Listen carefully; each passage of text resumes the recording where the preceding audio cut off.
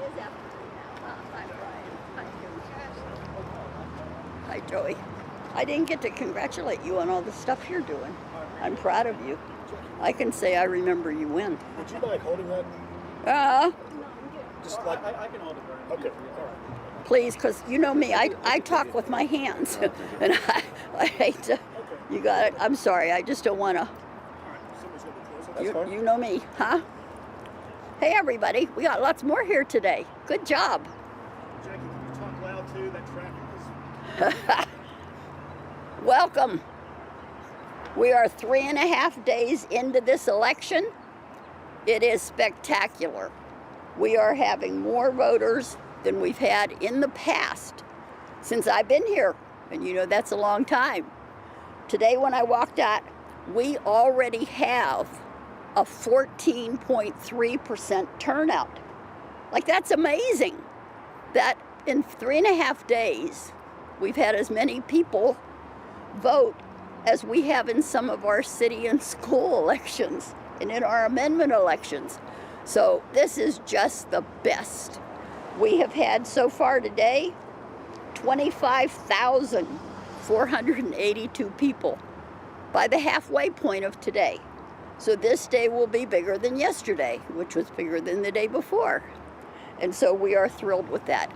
As of right now, we have a complete turnout of 168,606 voters. So again, we thank them. We thank you. We want you to keep getting that message out to pack your patience, because some people are really shocked at the lines. Some people are shocked when they pull up that there's not their normal parking that they've been to for their normal sites. So we want them to be patient. We want them to be courteous to the other voters. And we sure want them to be pleasant with our election officials. They're doing a bang-up job. And like we said before, the biggest way you can help us is to remind the voters to prepare. Go on our website, get that sample ballot that's uniquely yours. Do your homework. Take the time to mark that ballot, or just write them down on a piece of paper. You can take that with you to the booth, and it sure helps in the time that the voters are at the booth, because we've seen some people, literally, that have never seen any of it, but when they get to the city charters, there's a lot of verbiage in those. And so when they stop to read every one, it's time consuming, just plain and simple. So for our standpoint, please just keep telling people to be pleasant. Come prepared. Pack your patience. And please, please, please continue to vote like this. How can I help?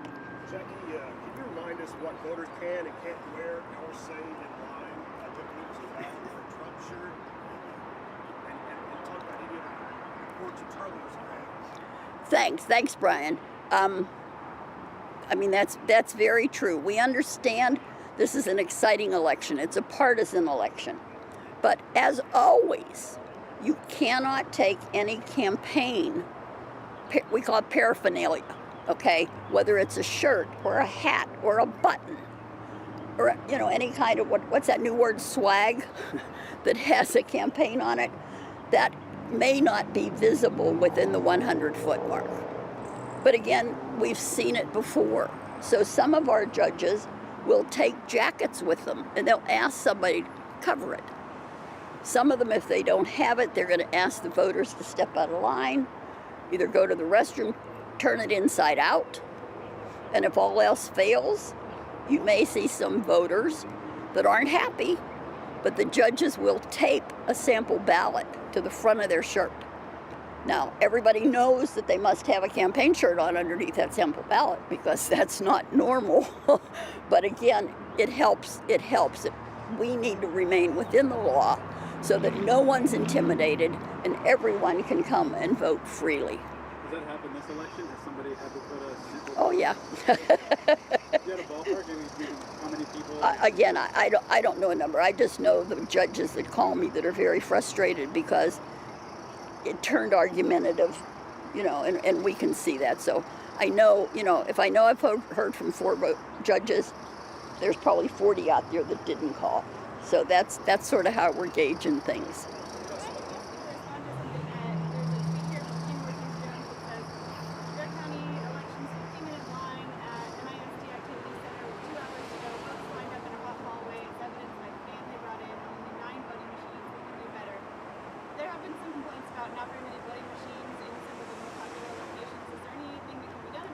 We have lots of machines out in the spaces that will have the accommodations. Some of these are our longtime sites, and remember, we are guests at all of those facilities. And Northside Activity Center is still open. They're having teachers' conferences and meetings and that. So the area that we're in is the same area we've been in, and so there's just no room to expand there. It's not the elections equipment, it's the area to expand. Like if they said it was a hall, we would be hard pressed to put our units in a hall and then having the voters walk right so when I heard you say hall, that right there tells us something. Okay? Which site is the most number of machines and how many machines do you have? You'll see, well, the larger ones, they have like 18 or 20 machines.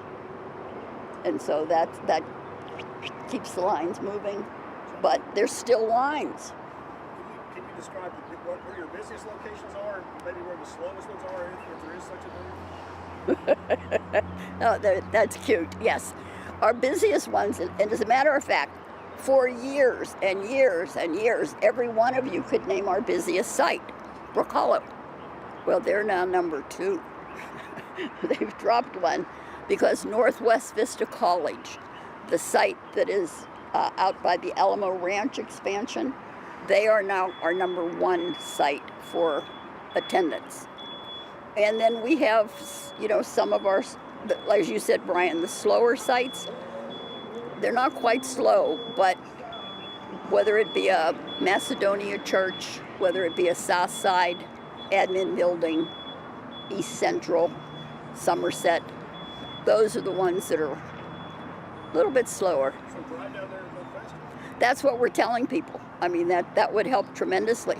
And again, some of you were here. Our recommendation is they're listening to you all. You're getting the word out for us. Have them go to our website. Keep pushing our website.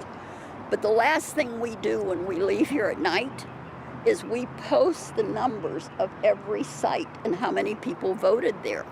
So if your viewers and your listeners would just go to that site, they could do exactly what you were saying, Brian. They could look and see.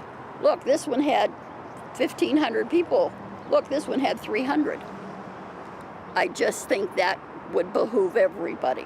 So I like that. You're thinking along the right way. You said ahead of early voting that you were anticipating about 900,000 voters to come out. Total. Total. Is that still the figure you're working with? Well, I think early voting, I'm still expecting 600, 610, which would be our highest. And then hopefully, like I said, we're looking at 250 plus on election day. But we'll see, because does that mean that the voters are coming out early and they're not going to be there for election day? We still have to look at all of that. It's like Jell-O. Historically, is that how it works? If you have a humongous first couple of days, does it normally cut down on voting later, or does it just normally get a turnout? This one's going to be a huge turnout, Andre. This one's going to be a huge turnout. Again, we watch numbers. Do it historically. And we know that when we have a 12-day early voting, no matter what it is, Saturdays are one of our lowest days. And then we do a 6 hours on Sunday, and that proportionately is lower. And then as we close early voting, the last 3 days, we just pray that everybody votes before those last 3 days. As we said, we saw all the voters in the beginning, the first 2 days. That's a whole group of people that we're used to seeing. They're going to vote the first day, be proud, put it out of the way, get their sticker that says they voted in the presidential election, and then be at peace. But again, you're going to have the ones that are going to come those last 3 days, because everybody's listening to you all, the media. They're waiting to hear more and more information. This is not unique to Bexar County. The numbers, yes, are unique for us. But if you look at the state numbers, this is happening all over the state of Texas, which is wonderful. Do you have the final number of Bexar County registered voters for this election? I do. Maybe I have it on my other piece of paper. I didn't bring that. It's 1,294,096. or 96. Let me see. I keep my pieces of paper in my pocket.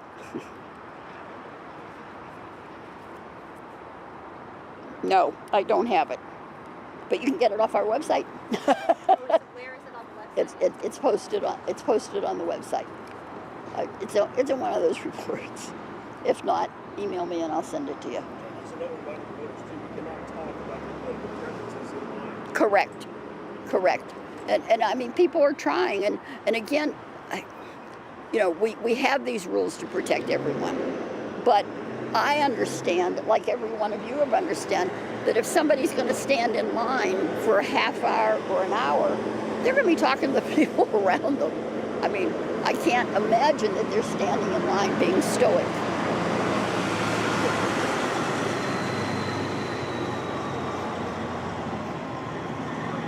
Jackie, this is supposed to be your last election, elections admin. Is this the highest turnout that you've ever seen? Absolutely. Absolutely. I mean, we've never seen numbers like this. And I'm just, like I said, we're ecstatic.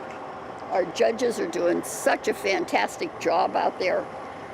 We keep sending them staff and more staff. We've got to figure out how to at least give some of those hard workers a few hours off so that they can recoup, because we're expecting them to work these 12 days straight and then turn around and work election day. And as I say that, so is my fantastic staff in that building. They have been working already 2 weeks straight, and they won't have a day off until, so it would really be nice if people could remember that. And that's why I say, when we pack our patience, and be pleasant, and thank those election workers. Thank them. If you're an out-of-towner, can you vote here? Maybe.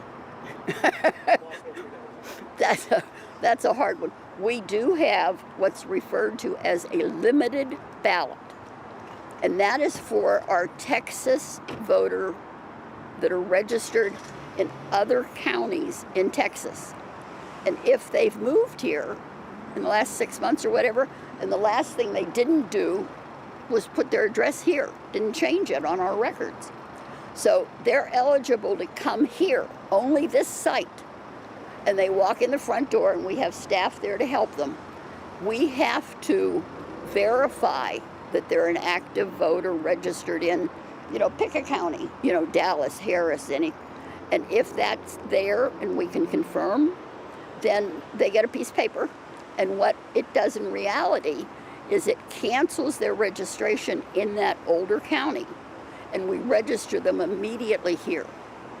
And then we have special ballots for our limited that we've had to program, because those people can only vote for the people and the races that would be on their ballot in the old county. So basically that's letting them have the president, the senator. They probably will not have the same U.S. rep, but they're going to have the railroad commissioner. They're going to have state races that would have been on their ballot there. And so it's a limited ballot. It's only here at the early voting site, main site, during early voting. Once early voting closes, it's done with limited. Do you feel safe, and your election workers feel safe and getting threats? We have some very, very experienced people with us. This one is definitely different. People are feeling the stress. Yes. Okay, guys, thanks. I know it's Huh. hard on everybody. Thanks for Everybody's coming. swimming. Anything you need, just let us know, okay? Thanks, guys. Get that word out for us, okay? Appreciate your time. Thank Good you. job. Good job. I wanted to introduce myself. Oh. I'm Molly. Yes, hi. Good to meet you for the Good face to to meet face. you. Oh. Oh, thanks. It's when I don't wash my hair, it goes very high up. That's the tip. I can't really get away with it on the fourth day. I wanted to follow Yeah, up. my phone just What my is friend she the kept person going that like you So the screen will darken, and then and the then after number a bit, goes it'll say I'm done and shut down. It just has to, especially, I've started taking mine out of the case. I just asked her this morning, and I've seen some figures that were printed out there, like I saw her, Is this the video? but I don't have